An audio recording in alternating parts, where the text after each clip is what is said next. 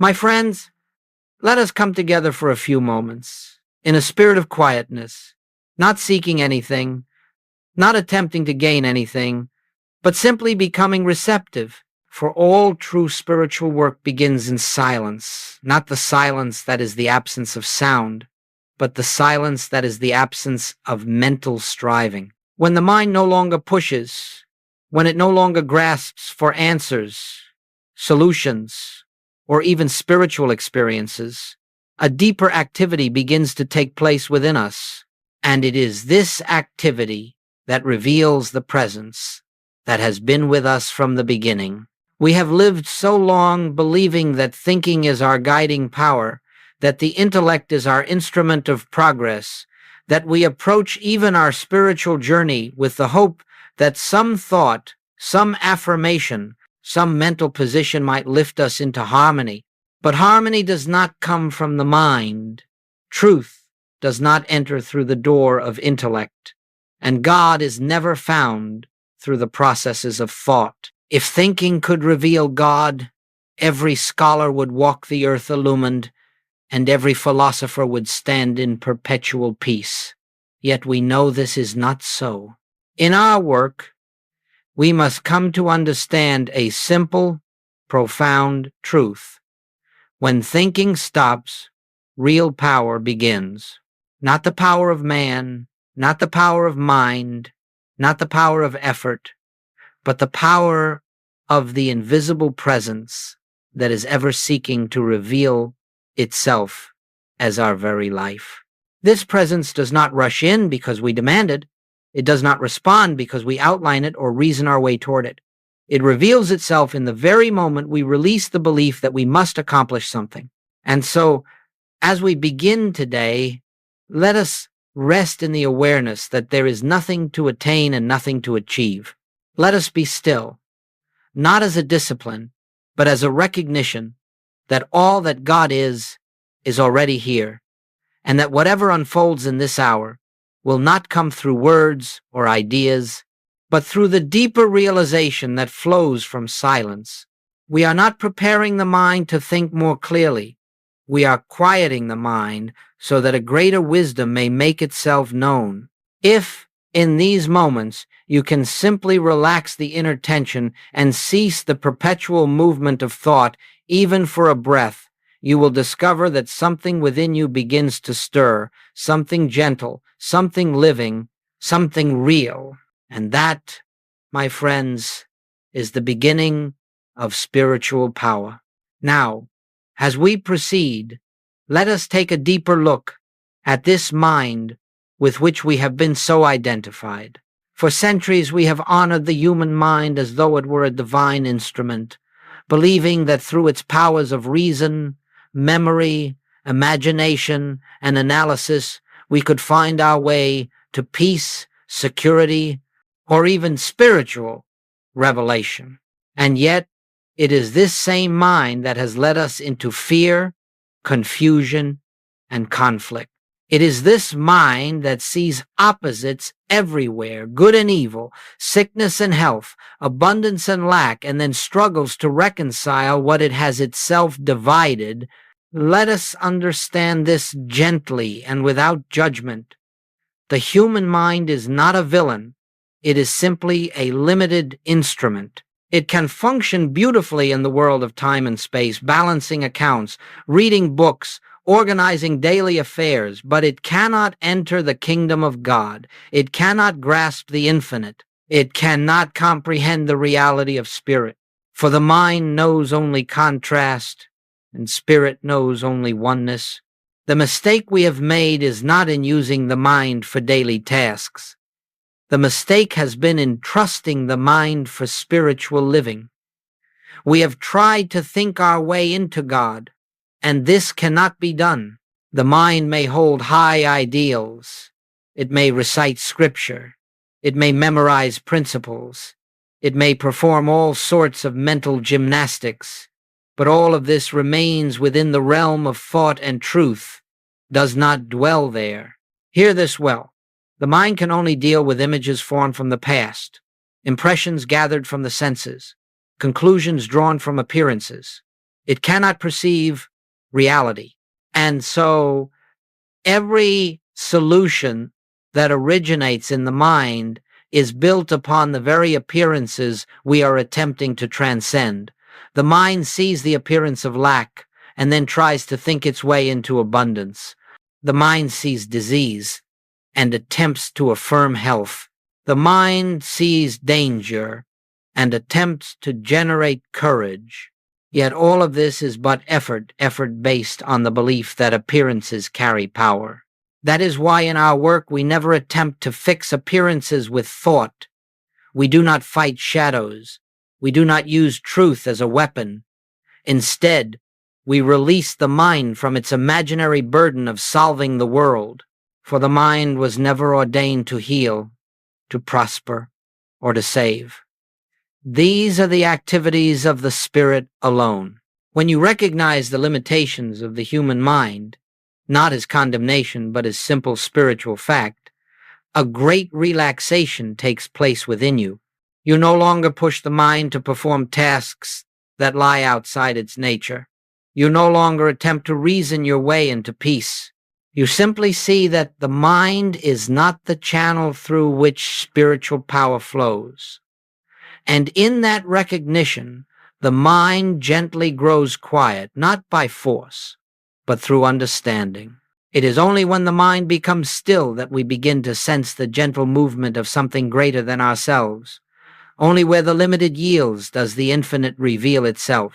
And this is where our journey truly begins, in the humble acknowledgement that the human mind, with all its brilliance, cannot lead us to God, and therefore we must let it rest.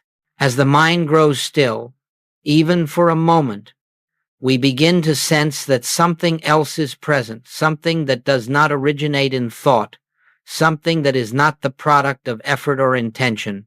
This presence does not shout, it does not persuade, it does not enter through argument or logic.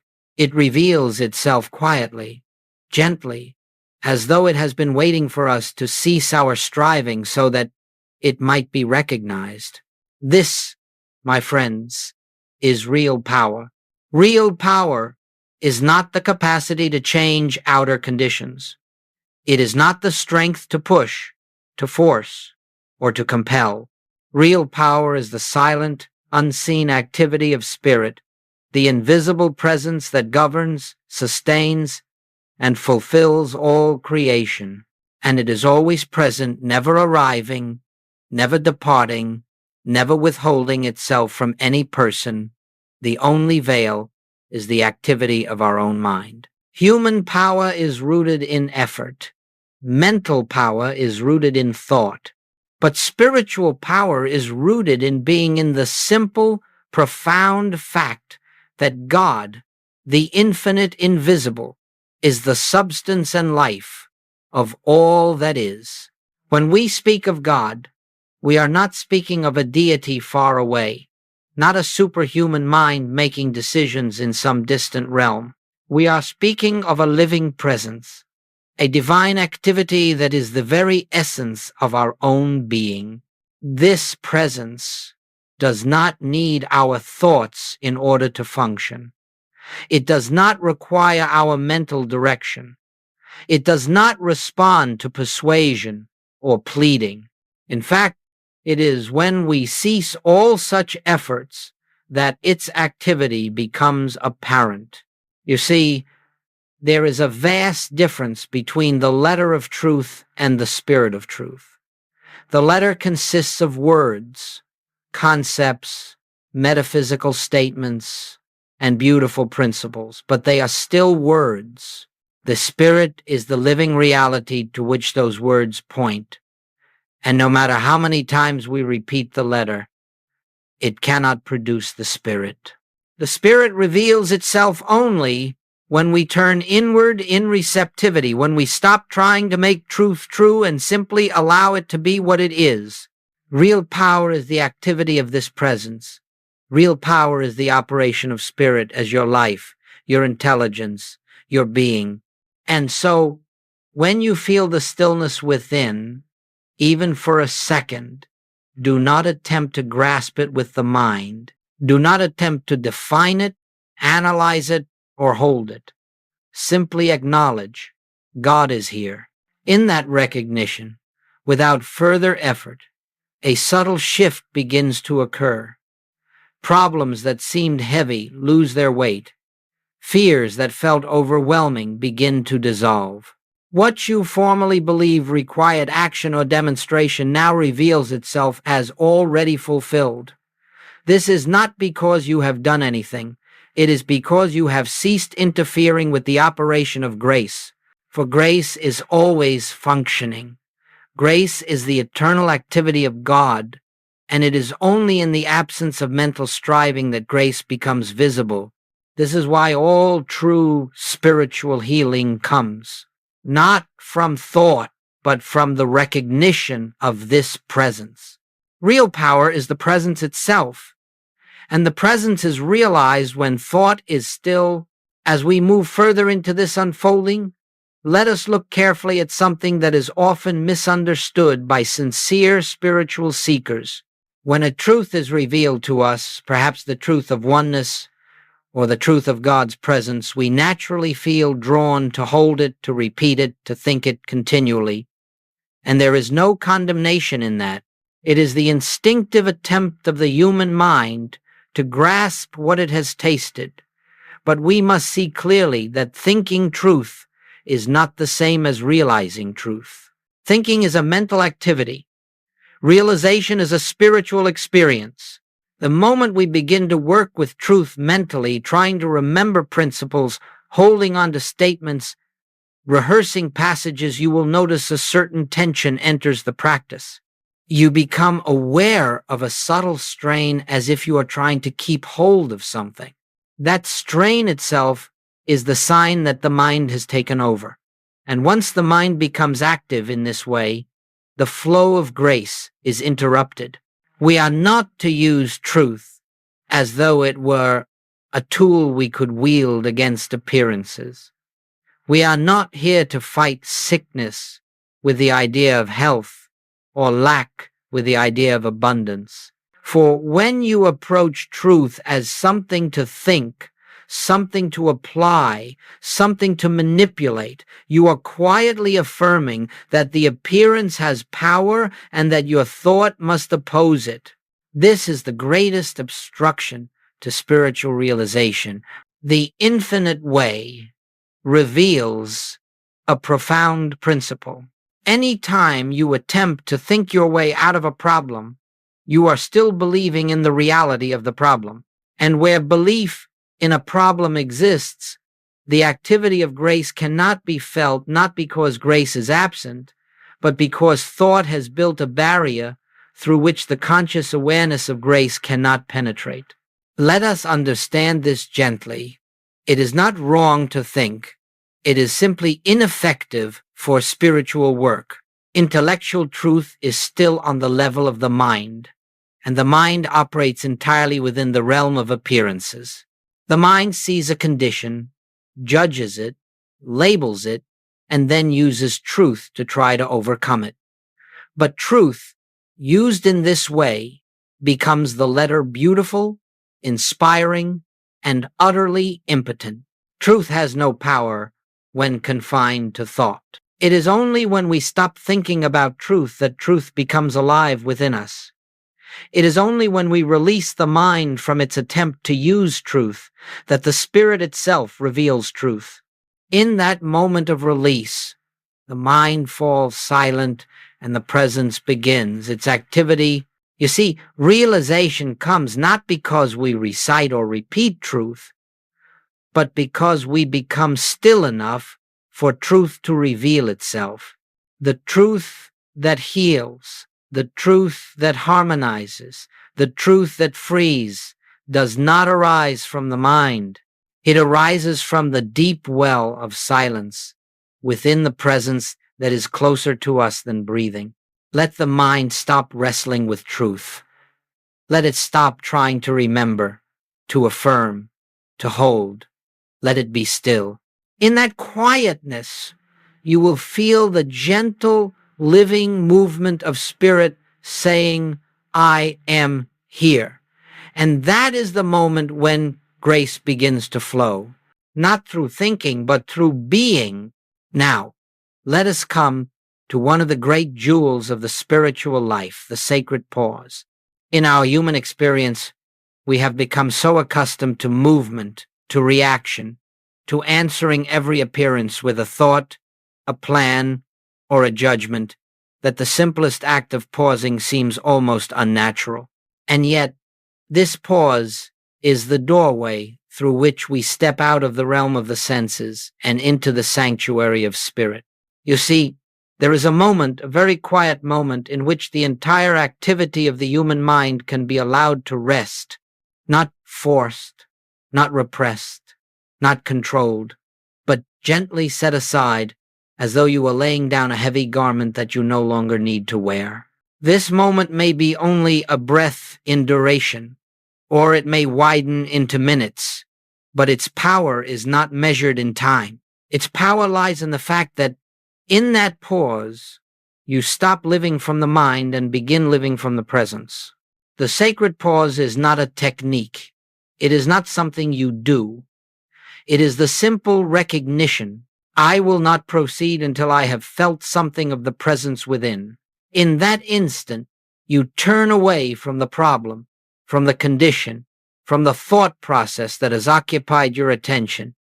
You release the urge to correct, to solve, to interpret, and you allow yourself to become inwardly spacious, receptive, open.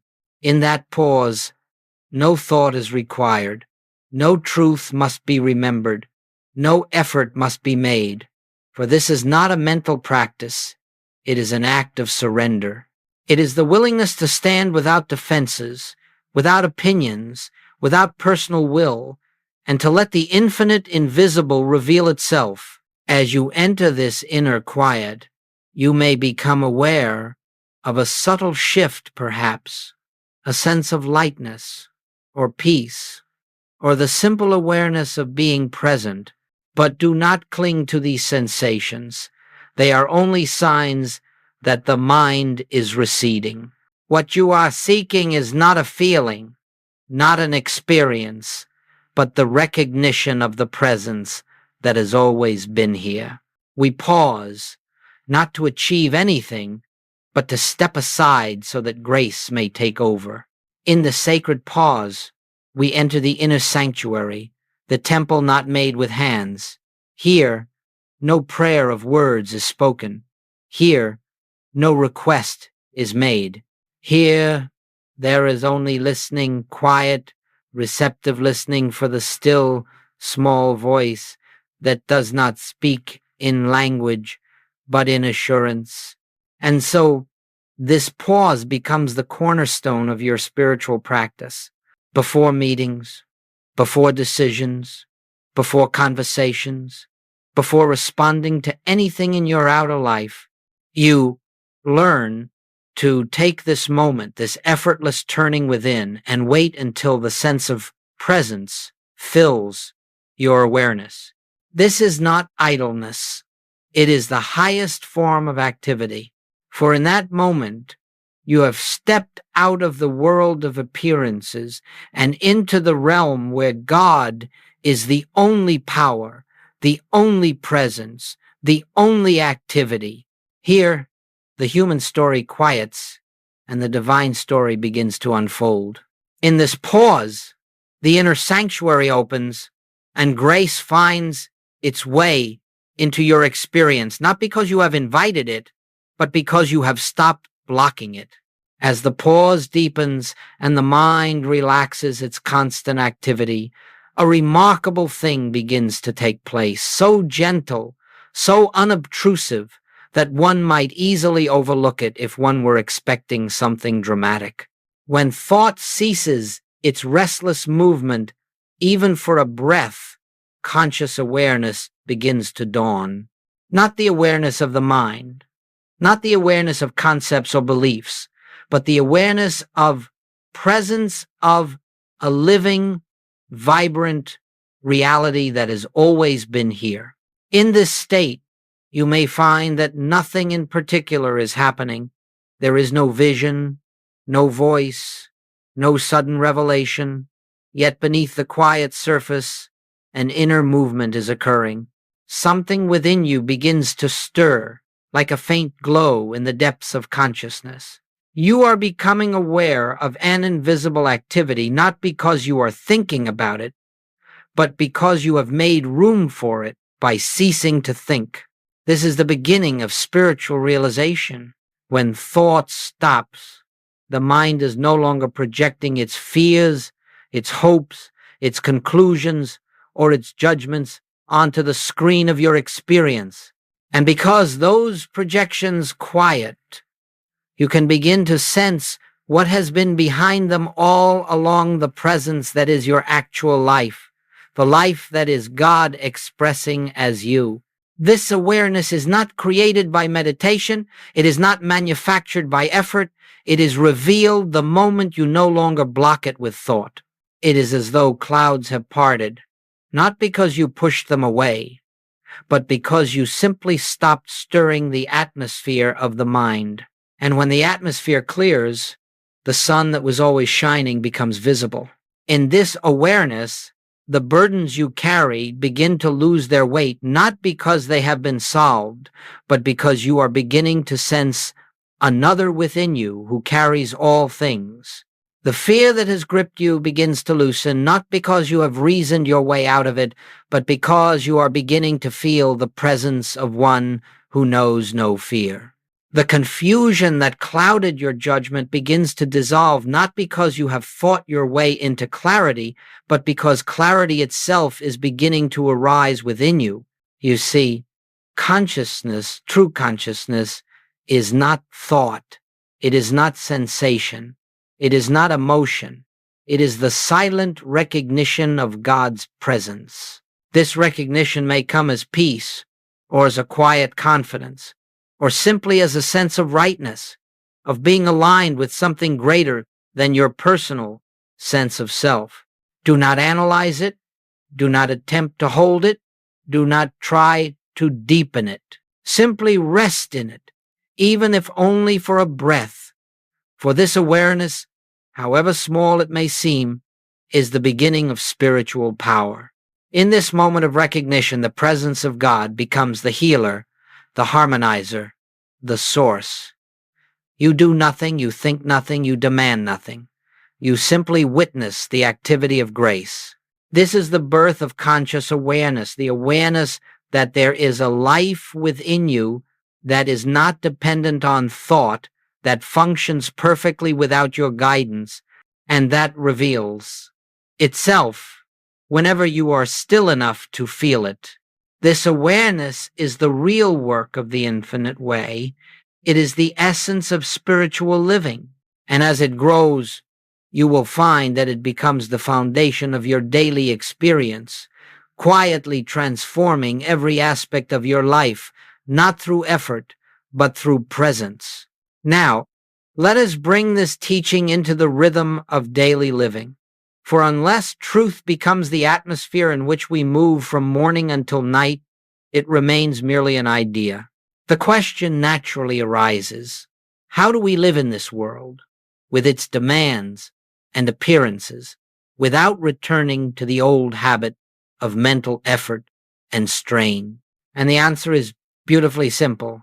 We learn to pause, to rest, and to trust the presence that has begun to reveal itself within us. As you go about your day, you will meet many situations that appear to require immediate reaction, decisions to be made, conversations to be held, conditions to be faced. Ordinarily, the mind leaps forward at once, seeking to analyze, interpret, defend, or control. Yet in our spiritual life, we do none of these things. Instead, we bring to each circumstance the same sacred pause we have practiced in meditation. Before answering a question, pause. Before forming an opinion, pause. Before judging a condition, pause. Before reacting to a disturbance, pause. In that pause, you are doing something profound. You are refusing to let the mind govern your experience. You are stepping aside so that the presence may act. And in that simple act of stepping aside, the entire situation begins to shift, not necessarily outwardly at first, but inwardly, which is where all true change originates. Let us take an example. Suppose you are faced with a difficult conversation, perhaps a relationship strained, a business problem, or a moment of misunderstanding. The human instinct is to prepare mentally, to rehearse, to defend, to strategize. But you will discover that any preparation of the mind only adds weight to the situation. Instead, take a moment to become still, turn within, and silently acknowledge, Father, thou goest before me. In that moment, you are not asking for anything to happen. You are recognizing that the presence, already active, is the only intelligence operating in the encounter. You enter the meeting without burden, without tension, without defensiveness, and you will be amazed, truly amazed, at how harmony unfolds when you take your hands off the controls of the mind. Or consider a moment of fear. Most people attempt to think their way out of fear, reasoning, analyzing, arguing with themselves, repeating positive ideas. But fear is not healed by thought. Fear is dissolved by presence. And so, when fear arises, you do not push it away. You do not argue with it. You do not attempt to replace it with affirmations. You simply pause and remember, this fear has no power. Only God is power. Then you rest quietly, without effort, until even the faintest sense of inner peace breaks through. That peace, not your thought, is the healing. And what of financial concerns? Again, the mind wants to calculate, to predict, to worry, to seek security through planning and control. Yet all such activity testifies to the belief that supply is outside of you. In our work, we pause long enough to remember that supply is the activity of grace, not the result of human planning. We bring no mental struggle to it. We bring silence. And in that silence, the invisible source begins to reveal avenues of supply that you could never have imagined through thought. In each of these situations, the same principle applies. Do not think your way through life. Feel your way through life. Feel the presence. Rest in it. Let it go before you. Let it reveal the next step. Let it resolve every appearance. As you cultivate this way of living, you will notice something extraordinary happening. Life begins to unfold without strain.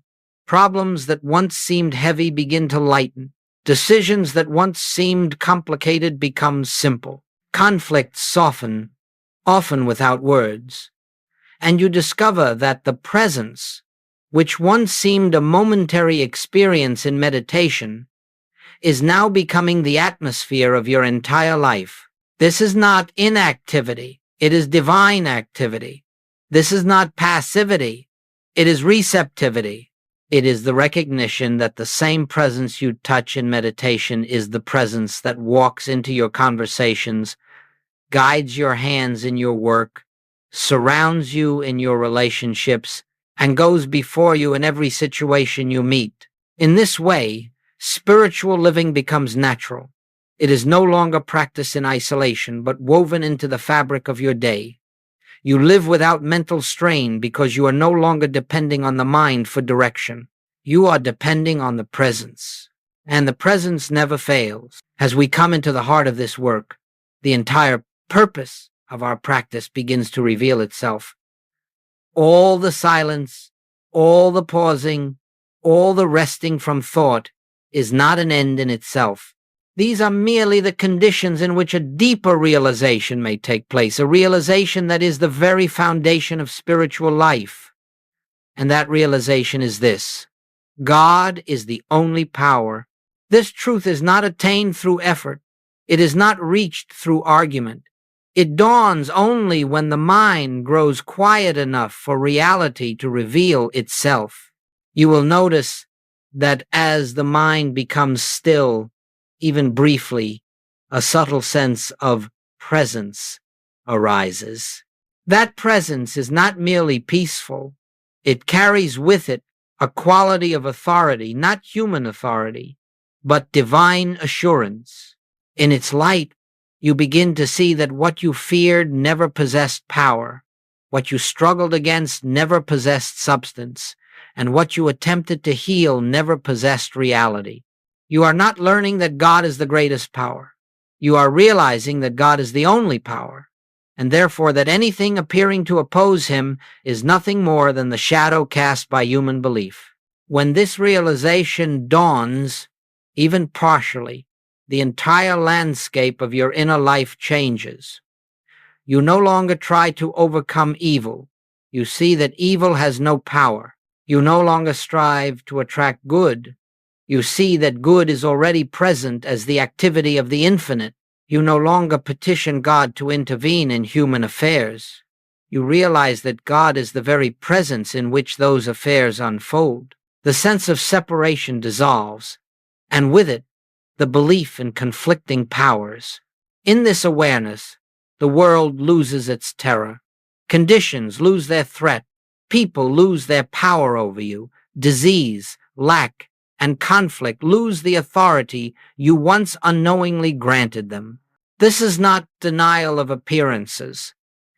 It is the recognition that behind the appearance is the invisible presence, undisturbed, unmoved, all-powerful, and wholly complete. And so, as you go about your day, you begin to meet each circumstance with this quiet recognition. This thing has no power. The only power is the presence of God. You are not saying it to convince yourself. You are not repeating it to change the condition. You are acknowledging what has been revealed in the silence, that only God is power. And in that recognition, harmony begins to appear, not as something created, but as something revealed. For where God is realized, the appearance of discord cannot stand. Where the presence is felt, fear dissolves. Where the one power is known, all supposed second powers fade into nothingness. This is the mystical secret at the heart of all healing and all spiritual demonstration, not by might, nor by power, but by my spirit. As this realization becomes established in your consciousness, not as theory, but as living awareness, you discover that the presence is not something you experience only in meditation. It walks before you. It accompanies you. It surrounds you. It expresses itself through your thoughts, your words, your actions, your very being. You find that you are no longer living life alone. You are living as an instrument of the one power. This realization does not make you invincible in a human sense. It makes you transparent to the presence that is doing the work. You no longer try to direct, to force, or to shape your experience. You let the presence go before you.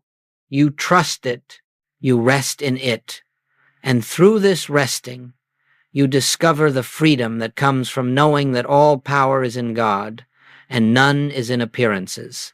This is the mystical consciousness. This is the fruit of stillness. This is the awakening that occurs when thought ceases and the presence is allowed to be what it is. And now, as we bring this period of inner contemplation to a close, let us not imagine that we are stepping away from anything. We are not leaving a sacred space, nor are we returning to a world separate from the presence we have touched here. The truth we have considered does not live in this room, nor in these words. It lives in the quiet within you. It is that same quiet to which you may return at any moment, in any place, without preparation and without effort. Let us carry with us the realization that nothing we have discovered today is dependent upon thought nor upon the activity of the mind. The peace you have felt, the assurance that has begun to stir within you, these are not the results of my speaking or your listening. They are the natural radiation of the presence that has always been the life of your being. We merely quieted ourselves long enough to feel it. As you move back into the rhythm of your daily experience, resist the impulse to think that you must hold on to this truth, or protect it, or maintain it by mental effort. The truth does not need your protection. The presence does not need your vigilance. Simply remember that it is here closer than breath, nearer than thought, and that whenever the mind becomes still, even for the briefest moment, the activity of grace reveals itself anew. Go about your tasks gently, without strain, without haste. Let the pauses return to you throughout the day. A moment before speaking, a moment before acting, a moment before judging. These simple pauses are not interruptions. They are reminders. Reminders that you do not live by your own power, nor by the strength of your mind. You live by the life of God within you. Do not be concerned if the peace seems to fade, or if the mind begins again with its familiar patterns. Simply pause, turn within, and rest. The presence has not left you. It never does.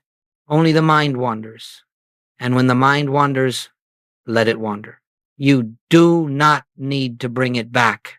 You need only become aware of the stillness beneath it, and you will discover that the presence was there all along. And so, I leave you with this assurance. There is a place within you where thought cannot enter, where fear cannot touch, where the world cannot reach.